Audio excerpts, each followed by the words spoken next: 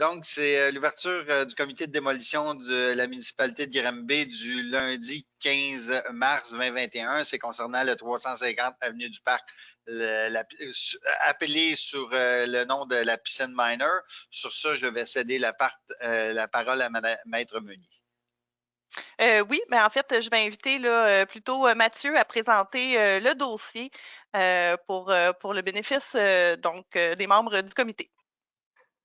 Oui, donc bonjour, mesdames, messieurs. Donc, c'est effectivement, comme M. Bonnet l'a mentionné, le dossier du 350 avenue du Parc, donc la piscine Minor, pour lequel on a eu une demande là, le 19 février 2021 officiellement pour procéder à la démolition du bâtiment, maintenant que le nouveau centre aquatique est en opération ou sur le bord de l'être, tout dépendamment des mesures COVID.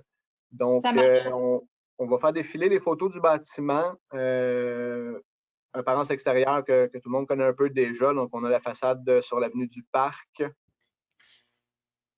On a de ce côté-là la façade qui nous donne sur le stationnement à l'ouest, stationnement qui relie la rue principale à la rue du Parc.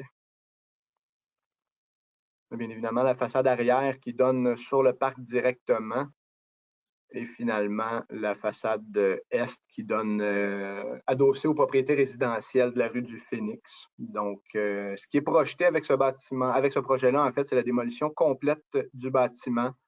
On va procéder par la suite au remblaiement du site qui va être fini par une couche de gravier qui va permettre temporairement du stationnement pendant les travaux de réaménagement du centre-ville, donc stationnement qui pourrait servir à la fois là, soit aux besoins du projet ou des commerçants ou des visiteurs du centre-ville. Donc, il n'y a pas encore par la suite de projet officiellement arrêté. OK, parfait. Fait que là, pour la réhabilitation du sol, pour l'instant, on n'est pas encore certain qu'est-ce qu'on fait. C'est du stationnement ou bien on va mettre des matériaux qui vont être faits pour la première phase de la rue principale parce qu'on parlait d'entreposer des matériaux à ce place-là aussi. C'est ça aussi. C'est ça, je pense que ça va aller selon les besoins. Ce sera pas, c'est pas un stationnement aménagé, là, donc c'est pas quelque chose pavé avec bordure, linked ou Non. place carrossable qui va pouvoir garder matériel de chantier, probablement roll-up de chantier. Ça va être probablement le point de rassemblement pour l'entrepreneur général lors des travaux du centre-ville. Parfait. Madame Meunier, c'est à votre tour. Ben non, si on voulait qu'on passe au vote tout de suite, je pense que ça sera à votre tour pour les questionnements des gens, pour leurs oppositions. Tout à fait. Donc, nous avons reçu là, 4 courriels, là, donc 4 avis écrits là, de citoyens. Donc, dans un premier temps, alors nous avons Monsieur Brian Prou. Alors, il vous dit, je me présente Brian Prou, propriétaire du restaurant Maison Boire et fondateur de l'association Semer la Santé. J'ai un grand amour pour cette ville, pour la communauté et pour le développement durable. Tous mes projets ont un seul but, montrer l'exemple et paver le chemin vers un monde plus vert. Un retour vers les valeurs d'autosuffisance, de travail, de la terre et d'artisanat. Le parc Minor a de magnifiques jardins et est déjà un point fort dans les activités communautaires de Granby. J'aimerais vous proposer un projet de serre souterraine à l'emplacement de la piscine actuelle. En faisant partie de plusieurs groupes et associations d'agriculture urbaine à Granby, un besoin commun de chacune de ces associations est un endroit, donc une serre, pour partir les semis au début du printemps. Cette serre s'intégrera à merveille dans le paysage et deviendra un centre très important dans la vie communautaire, culturelle et d'éducation. Une serre souterraine n'a pas besoin d'être chauffée et peut produire 12 mois par année. En tant qu'entrepreneur, je calcule toujours la rentabilité d'un projet monétairement. Oui, mais encore plus important, je calcule l'impact positif sur la communauté et l'environnement. Je crois sincèrement que démolir la bâtisse et ne pas remplir la piscine et construire une serre par-dessus serait un projet gagnant pour la ville et pour ses habitants. Alors, au plaisir de discuter avec vous. Donc, premier commentaire. J'avais juste une question, Mme Meunier. Oui. Faire éclairer mon ignorance un peu. C'est quoi une serre souterraine? Ben, en fait, c'est. Oui, oui, parce que j'ai le détail. Tu regardes pas la semaine verte, hein, Robert? Est-ce que c'est passé? Non. En fait, c'est une serre qui est partiellement enterrée et elle va être comme chauffée naturellement par la chaleur du sol durant l'hiver. Donc, ça fait qu'on peut cultiver légumes et fruits durant 12 mois par année, ici au Québec. Parfait. Merci. Parfait. Donc, deuxième commentaire qui est plutôt une opposition, alors de M. Richard Dubé. Alors, il nous dit, comme citoyen de Granby, je m'oppose à la démolition de la piscine Miner par principe, sachant que le processus de démolition est bien enclenché. Des dizaines de municipalités au Québec auraient consulté leurs citoyens pour avoir des suggestions pour revaloriser ce site.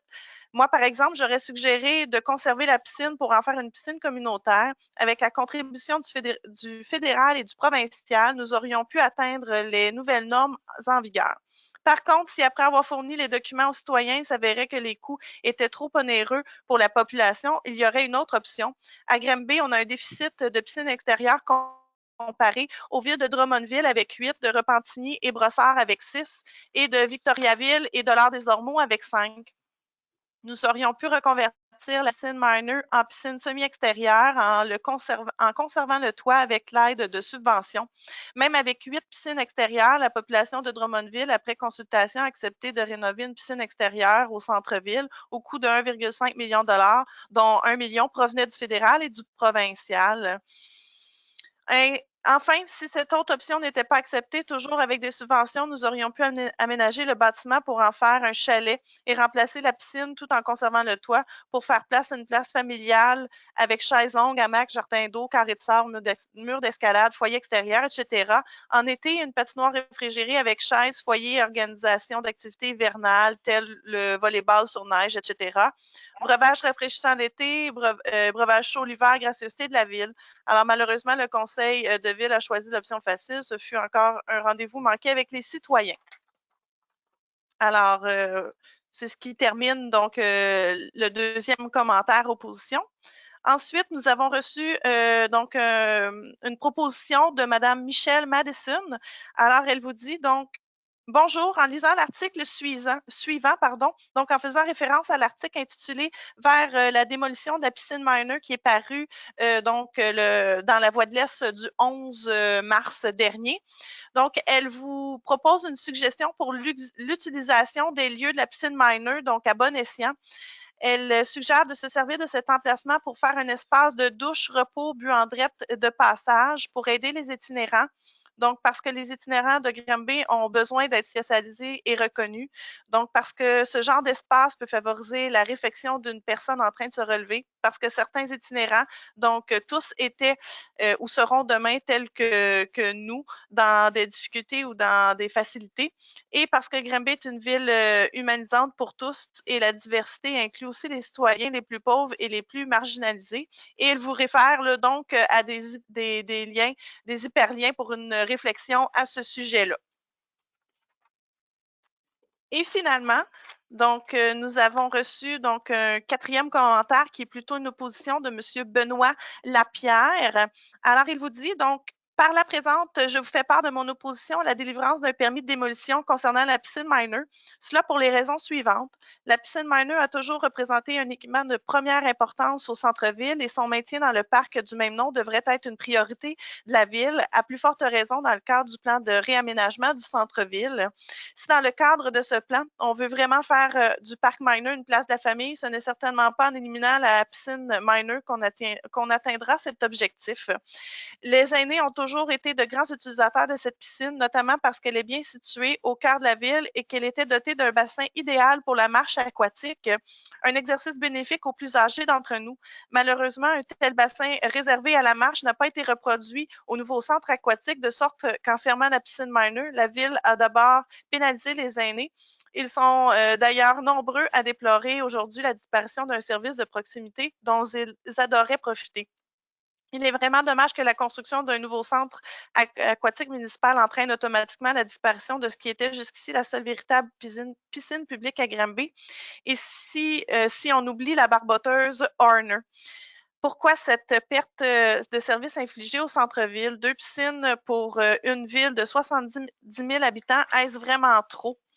il y a quelques années, la ville de Saint-Hyacinthe, dont 54 000 habitants, s'est dotée, elle aussi, d'un centre aquatique ultramoderne, ce qui n'a pas entraîné la fermeture de la piscine intérieure du cégep de Saint-Hyacinthe. Saint-Hyacinthe compte donc 2 centres aquatiques intérieurs, en plus de 8 piscines publiques extérieures qui sont largement utilisées par les écoles. À Granby, à part une barboteuse, on ne trouve aucune piscine municipale extérieure. Alors, si le bâtiment qui abrite la piscine minor est désuet, il devrait être remplacé tout simplement. Dans le pire des cas, le bassin devrait être au moins conservé comme piscine extérieure, ce qui serait tout de même un recul pour le centre-ville. Avant d'aller plus loin dans ce dossier, la Ville devrait présenter aux citoyens un plan de réutilisation du sol dégagé, cela en vertu de son propre règlement de démolition. À mon avis, l'utilisation d'une partie de terrain comme aire de stationnement temporaire ne devrait pas faire partie de ce plan.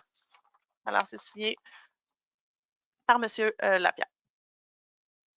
Alors, voilà. J'ai une petite précision pour M. Lapierre. Il y a bien une zone réservée au centre aquatique pour les gens qui veulent faire de la marche. Donc, c'est prévu. Parce qu'il semble croire qu'il n'y a plus de possibilités, mais si. Donc, voilà, il peut d'ailleurs réserver une plage horaire sans problème. Parfait. Voilà, c'est tout. Parfait, ça va? Regarde, on n'a pas de casse. Hein? Donc, c'est parce que, évidemment, les questions ont été répondues et ça, il y a plusieurs années. Vous comprendrez que le projet de la piscine du centre aquatique est là depuis fin 2013, début 2014. Là, on est à la démolition de la piscine en 2021. Comprenez-moi bien qu'il y a beaucoup d'interrogations qui ont été répondues et ça fait suite aux événements, tout ça. Est-ce qu'il y avait d'autres précisions ou d'autres informations pour les membres du comité, Mme Meunier? Non, on n'avait pas autre chose là, de la part des citoyens. Donc, il restera tout simplement à prendre une décision, puis à déterminer également si une garantie sera exigée. Là, donc, le tout, là.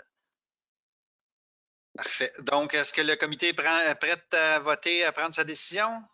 Oui, donc, parfait. Oui, donc c'est proposé par Catherine, appuyé par monsieur, excusez-moi, Madame Baudin et monsieur Vincent. J'ai tendance On à ne se formalisera pas. Non.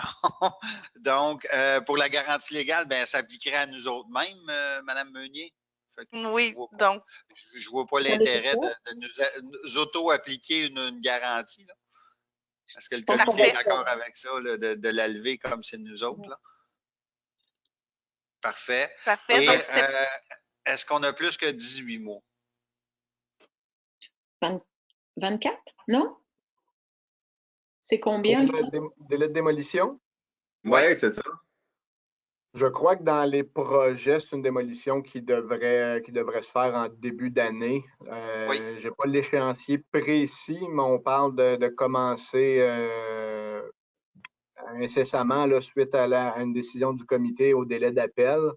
Je crois que le remblai va devoir attendre probablement la période de dégel, question de logistique. Donc, on parle peut-être quelque chose en mai, juin probablement qui serait complété au niveau. Là, 18 mois, ça sera amplement pour réaliser les travaux qu'on a à faire. J'ai une question. Il y a personne qui a demandé à conserver les murales de l'atelier 19? OK. Ça n'a pas été soulevé. Ah bon? Hein? Non, mais elles sont du côté du parc Minor. Donc, moi, je me posais la question, là, si quelqu'un avait posé la question également. Non. OK. Donc, est-ce qu'on avait besoin d'autres choses, M. Meunier? Donc, la démolition donc, du bâtiment est proposée par Mme Baudin et appuyée par M. Vincent, c'est bien cela? Donc, on n'exige aucune garantie et donc, les travaux doivent être complétés dans les 18 mois à compter là, de la date d'émission du permis. Oui. Parfait. Super. Donc, je vais simplement aviser les citoyens que toute personne intéressée peut évidemment donc interjeter appel de la présente décision qui vient d'être rendue par le comité dans les 30 jours qui suivent. Pour ce faire, donc, vous devez présenter un avis écrit au greffier. Donc, vous pouvez vous présenter à l'hôtel de ville, au service juridique au 87 rue principale. Vous pouvez également vous présenter donc sur la rue Dufferin à l'entrée. Il y a une boîte rouge. Vous pouvez également déposer donc toute opposition de toute demande d'opposition pour faire appel à la présente décision dans cette boîte-là. Et vous pouvez également formuler ça par courriel à l'adresse question avec un S à commercial grimby.ca. Alors voilà.